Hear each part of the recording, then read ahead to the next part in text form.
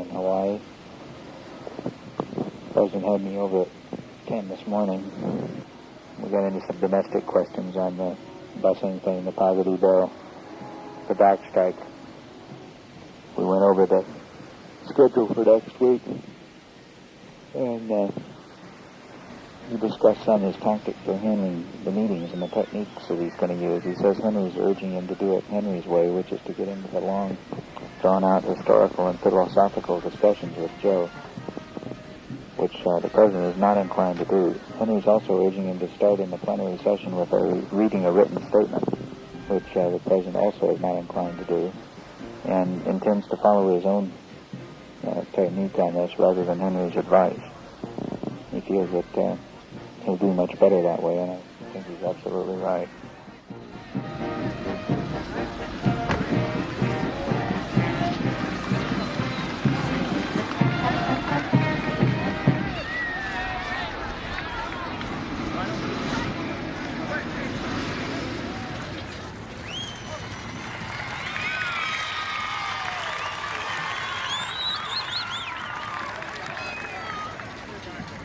This is not a time for a long speech, but I would not want this opportunity to pass without saying just a word with regard to the significance of this moment. Some of you may recall that it was 2.5 years ago that right here in Guam, I announced a new direction for American foreign policy based on the principles of self-reliance, self-respect, equal dignity for all nations, large and small, throughout the world. And tomorrow, I will take off from Guam for Shanghai and Peking, the first President of the United States ever to visit China. Guam, I know it is said, is where the American day begins.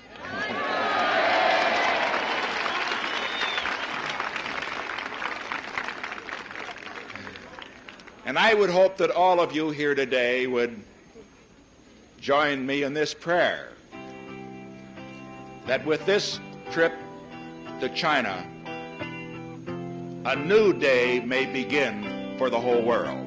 Thank you very much.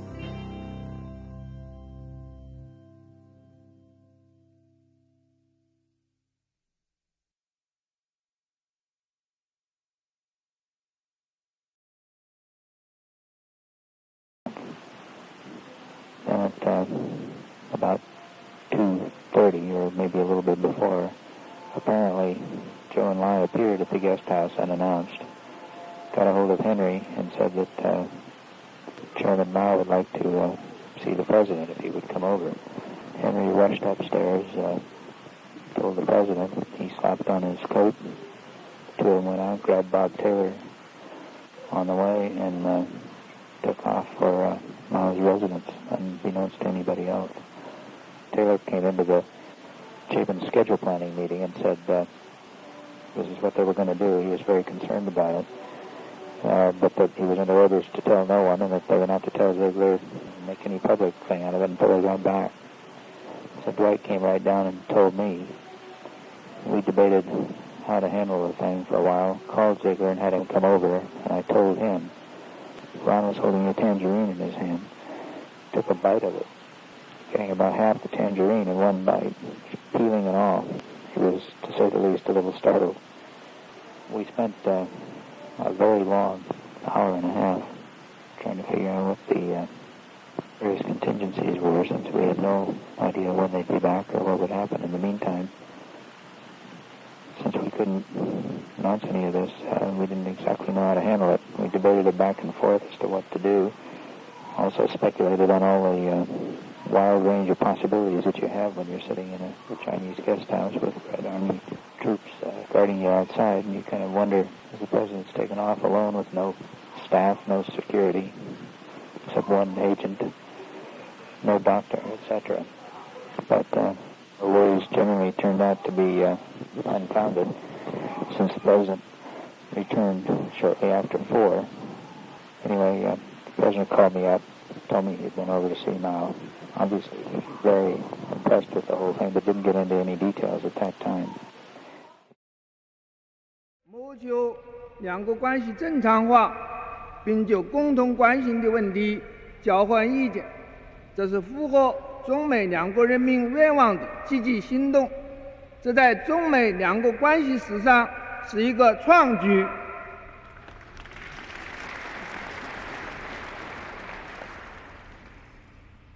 President Nixon's visit to our country at the invitation of the Chinese government provides the leaders of the two countries with an opportunity of meeting in person to seek the normalization of relations between the two countries and also to exchange views on questions of concern to the two sides.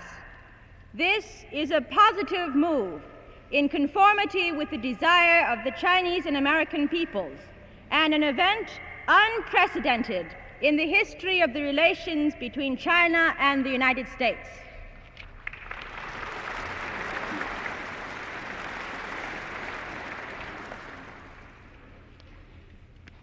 The American people are a great people.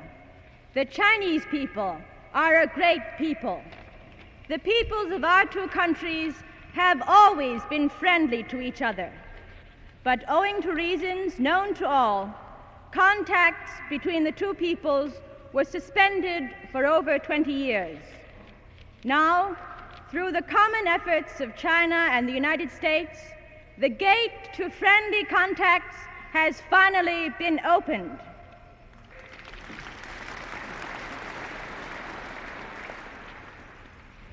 In conclusion, I propose a toast to the health of President Nixon and Mrs. Nixon, to the health of our other American guests, to the health of all our friends and comrades present, and to the friendship between the Chinese and American peoples.